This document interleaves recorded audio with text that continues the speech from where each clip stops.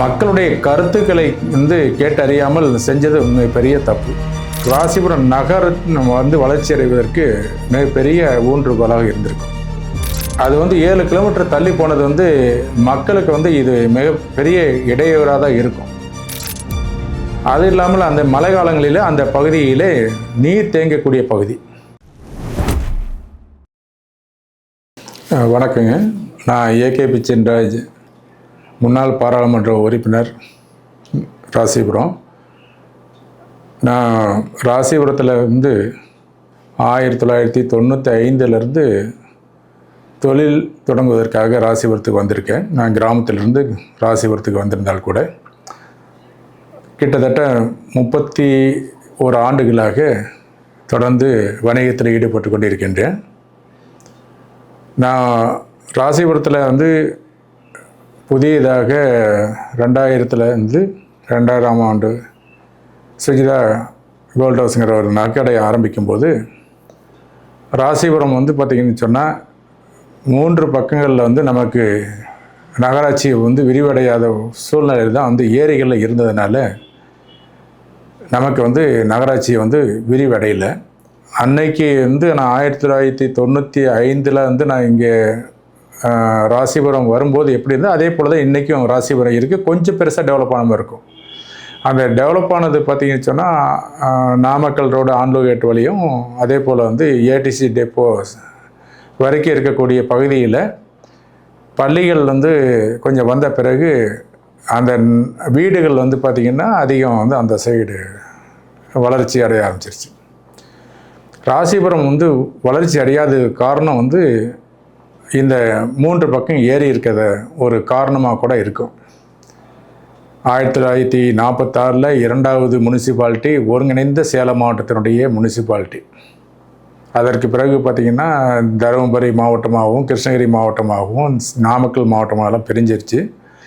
இன்றைக்கி பிரிந்து போன நாமக்கல் மாநகராட்சி, கிருஷ்ணகிரியில் இருக்கக்கூடிய ஒசூர் மாநகராட்சி எல்லாம் வளர்ச்சி அடைஞ்சிருக்கு. அப்படி இருக்கக்கூடிய சூழ்நிலையில் இந்த ராசிபுரத்தை புறக்கணிக்கப்பட்டதாக தான் நினைக்கிறேன். எந்த அரசாங்கமாக இருந்தாலும் புறக்கணித்த மாதிரி தான். ஏன்னா ஒரு அவுட்டர் ரிங் ரோடு முதல்ல ராசிபுரத்துக்கு தேவை. அந்த அவுட்டர் ரிங் ரோடு சொன்னால் ராசிபுரம் நகர் வளர்ச்சி அடைவதற்கு மிகப்பெரிய ஊன்றுகோலாக இருந்திருக்கும். சேலம் தேசிய நெடுஞ்சாலையிலிருந்து ஆத்தூர் நெடுஞ்சாலையில் இணைக்கக்கூடிய வகையிலும், ஆத்தூர் நெடுஞ்சாலையில் இருந்து சேந்தமங்கலம் ரோடு, சேந்தமங்கலம் ரோட்டில் இருந்து மீண்டும் நாமக்கல் சேலம் தேசிய நெடுஞ்சாலையில் இணைக்கப்பட்டு இருந்திருந்தால் இந்த ராசிபுரம் நகருக்குள்ளே வரக்கூடிய வாகனங்களுடைய வருகை குறைந்தது ஒரு 50 முதல் 60% குறைஞ்சிருக்கும். அப்போது அந்த அவுட்டர் ரிங் ரோட்டில் ராசிபுரம் நகரத்துக்கு சம்மந்தப்பட்ட இருக்கக்கூடிய தொழில்கள் விரிவடைவதற்கான வாய்ப்புகள் நிறையா இருந்திருக்கும். அதனால் நமக்கு முதல்ல தேவை ரிங் ரோடு. அது இல்லாத காரணத்தினால ராசிபுரம் வளர்ச்சி அடையலை. அதே போல் இன்றைய சூழ்நிலையில் மருத்துவமனை, புதியதாக புறநகர் பேருந்து நிலையம், இதெல்லாம் புதியதாக இருக்கக்கூடிய திட்டங்களாக இருந்தால் கூட மக்களுடைய கருத்துக்களை கேட்டறியாமல் செஞ்சது பெரிய தப்பு. ஒரு அரசு அதிகாரி மூலியமாக அரசாங்கம் கருத்து கேட்பு கூட்டம் நடத்தியிருந்திருக்கணும். கருத்து கேட்பு கூட்டம் நடத்தியிருந்தாங்கன்னா பரவாயில்லை. மருத்துவமனை ராசிபுரம் நகரத்திலிருந்து சுமார் 6 கிலோமீட்டர் தூரத்தில் கட்டியிருக்காங்க. மருத்துவமனை தேவைதான். ஆனால் 6 கிலோமீட்டர் தூரத்தில் மருத்துவமனை கட்டியிருக்கும்போது ராசிபுரம் நகரத்தில் இருக்கக்கூடியவர்கள் மருத்துவமனைக்கு ஒரு ஓபி கேஸாக போகணும்னு சொன்னால் 6 கிலோமீட்டர் போனால் தான் ஓபி கேஸ் பார்க்க முடியும். இல்லைன்னா ராசிபுரத்துலேருந்து அந்த மருத்துவமனைக்கு ஒரு நகர பேருந்துகள்லாம் இயக்கணும். இப்போ நாமக்கல்லிலே இருக்கக்கூடிய அரசு மருத்துவமனை இருக்கக்கூடிய பகுதி பார்த்திங்கன்னு சொன்னால் மருத்துவக் கல்லூரி மருத்துவமனைக்கு நாமக்கல்லிலிருந்து நகர பேருந்து அங்கே போயிட்டுருக்காங்க. அப்படி போயிருந்து கூட இன்றைக்கி அந்த மருத்துவக் கல்லூரி மருத்துவமனையில் போதுமான அளவுக்கு ஓபி கேஸ் வர்றதில்லை. ஏன்னா தூரம் போயிருக்கு. அது நாளடைவில் அந்த பேருந்துகள் இயக்கக்கூடியது அதிகமாக இருக்கணும். மக்கள் போக்குவரத்துக்கு ஈஸியாக இருக்கணும். அது ஒரு பக்கம் இருக்க, இன்றைக்கி புறநகர் பேருந்து நிலையமும் வந்து ராசிபுரம் நகரத்திலிருந்து 7 கிலோமீட்டர் தள்ளி இருக்குது. அது வந்து 7 கிலோமீட்டர் தள்ளி போனது வந்து மக்களுக்கு வந்து இது மிகப்பெரிய இடையூறாக தான் இருக்கும். அந்த பகுதியில் எந்த விதமான தொழில் கிடையாது.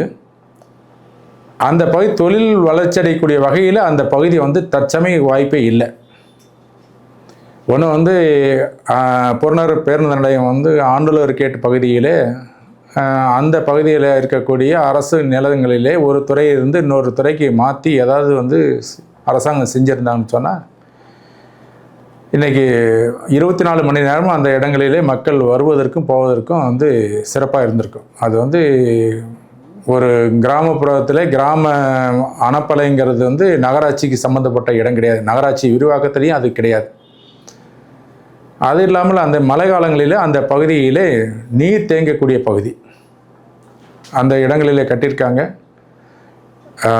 இது வந்து ரொம்ப மக்களுக்கு இடையூறாக இருக்குங்கிறது வந்து எல்லாரும் அறிஞ்சது. இது நான் அரசாங்கத்திடமும் நான் இதை பற்றி பேசியிருக்கேன். நான் வந்து அரசாங்கத்தில் ஃபைனான்ஸ் செக்ரட்டரிகிட்ட வந்து நேரிலே சென்று நான் வந்து இது நிதி ஒதுக்கினது தப்பு, நீங்கள் வந்து இதுக்கு இடம் மாற்று ஏற்பாடு செய்து கொடுங்க அப்படின்னு சொல்லி நான் பேசியிருக்கேன். நான் வந்து பேசும்பொழுது நான் வந்து ஒரு பாராளுமன்ற உறுப்பினராக இல்லை. நான் பாராளுமன்ற உறுப்பினராக இருந்தால் கண்டிப்பாக அந்த இடங்களுக்கு வந்து பேருந்து நிலையம் போவதற்கு கண்டிப்பாக அனுமதிச்சிருக்க மாட்டேன். நடந்துருச்சு. இது மக்களுக்கு மிக பெரிய கஷ்டத்துக்கு வந்து கொடுக்கக்கூடியது தான்.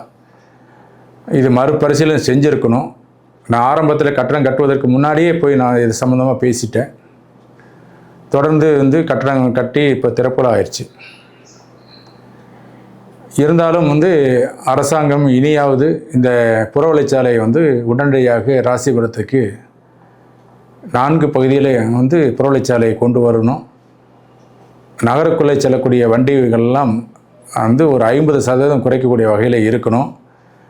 அப்படி குறைக்கும் பொழுது நகரத்தில் இருக்கக்கூடிய தொழில் வந்து பார்த்திங்கன்னா, கட்டுமான தொழில் இருக்கக்கூடிய கடைகள் எல்லாம் அவுட்டரில் இருக்கக்கூடிய ரிங் ரோட்டுக்கு வந்து வந்துடும். பெரிய பெரிய மருத்துவமனைகள் வந்து அவுட்டர் ரிங் ரோட்டுக்கு வரும். அப்பார்ட்மெண்ட்ஸ் எல்லாம் பார்த்திங்கன்னா அவுட்டர் ரிங் ரோட்டுக்கு வந்துடுவாங்க. அப்போ வந்து அந்த அவுட்டர் ரிங் ரோட்டுக்கு 2 பகுதியிலுமே உங்களுக்கு வந்து கட்டடங்களும் தொழிலும் வளர்ச்சி அடையும் பொழுது, இன்றைக்கி ராசிபுரம் வந்து ஆண்டலூர் கேட்டு போகிற வழியில் இருக்கக்கூடிய பகுதியில் பார்த்திங்கன்னா அதிக கட்டிடங்களும், ராசிபுரத்திலிருந்து ஏடிசி டிப்போ வரக்கூடிய பகுதியில் பார்த்திங்கன்னா அதிக கட்டிடங்களும் வந்திருக்கு. இதெல்லாம் வந்து அந்த மக்கள் வந்து நகரத்தை விட்டு வந்து வெளியில் போய் கட்டடம் கட்டணும், தொழிலில் வந்து செய்யணும்னு சொல்லி மக்கள்லாம் வந்து அந்த எண்ணத்துக்கு வந்துட்டாங்க. ஆனால் அது வந்து மக்களுக்கு பயன்படக்கூடிய மாதிரி ஒரு திட்டத்தை வந்து அரசாங்கம் வந்து செஞ்சுருக்கணும். அது செய்ய முடியும். இனியாவது அந்த புறவழிச்சாலையை வந்து 4 சைடும் போட்டுட்டு அந்த நகராட்சியை வந்து வளர்ச்சி அடைவதற்கான வந்து முயற்சி எடுக்கணும். அது மாதிரி வந்து செய்யும் பொழுது ராசிபுரம் மக்களுக்கு பயனடையும். இந்த நகராட்சி மாநகராட்சி ஆகிறதுக்கான வாய்ப்புகளும் விரைவில் வரத்துக்கு வாய்ப்பு கிடைக்கும். இந்த ராசிபுரம் வந்து பார்த்திங்கன்னா நெய் வந்து உலகறிந்த விஷயம் வந்து ராசிபுரம் நெய்ங்கிறது. அதே மாதிரி வந்து ராசிபுரத்தில் பார்த்திங்கன்னு சொன்னால் கல்வி நிறுவனங்கள் வந்து ரொம்ப ஃபேமஸ். முதல்ல வந்து தமிழ்நாடுல இருக்கக்கூடிய அனைத்து பகுதியிலேருந்து ராசிபுரத்தில் வந்து படிப்பாங்க. அப்படியெல்லாம் இருந்த இடங்கள் தான் இந்த ராசிபுரம். இதெல்லாம் அரசாங்கம் புரிந்து கொண்டு புறவழிச்சாலையை வந்து அனைத்து பகுதிகளிலும் நிலங்களை கையகப்படுத்தி விரைவுபடுத்தி அந்த புறவழிச்சாலையை கொண்டு வரணும். ராசிபுரம் நகர் வளர்ச்சியடைவதற்கு கண்டிப்பாக பயனுள்ளதாக இருக்குது. இந்த பகுதி மக்களுக்கு வந்து இந்த பகுதியிலிருந்து வேறு பகுதியை தேடி போகிறதெல்லாம் இருக்காது. நீங்கள் இப்போ அந்த புறவழிச்சாலை போட்டுட்டு நகராட்சி விரிவடைந்திருந்துச்சுன்னா எல்லா தேவைகளும் இங்கேயே கிடைச்சிரும். அப்படிங்கிற சூழ்நிலையில் இந்த நகர வளர்ச்சிங்கிறது ரொம்ப முக்கியம். அதில் எந்த விதமான கருத்து வேறுபாடுகளும் கிடையாது. ஆனால் அது எது எங்கே இருக்க வேண்டும், செய்ய வேண்டும் என்பது அரசாங்கத்துடைய வேலைகள். அது அரசு மாவட்ட ஆட்சியர் அவர்களுடைய தலைமையில் ஒரு கருத்து கேட்பு கூட்டம் வந்து கேட்டு அதுக்கான ஒரு வடிவம் கொடுக்கறது வந்து சிறப்பாக இருக்கும் என்பது என்னுடைய கருத்தாக இருக்கிறது. நான் மக்கள் பிரதிநிதியாக இருந்த காரணத்தினால என்னுடைய கருத்துக்களை இந்த நேரத்தில் தங்களிடம் பிரதிபலிக்கக்கூடிய சூழல் ஏற்பட்டிருக்கிறது. வந்து புறவழிச்சாலை உடனடியாக ராசிபுரத்துக்கு கொண்டு வர வேண்டும் என்ற நேரத்தில் அரசிடம் கேட்டு கொள்கிறேன். நன்றி, வணக்கம்.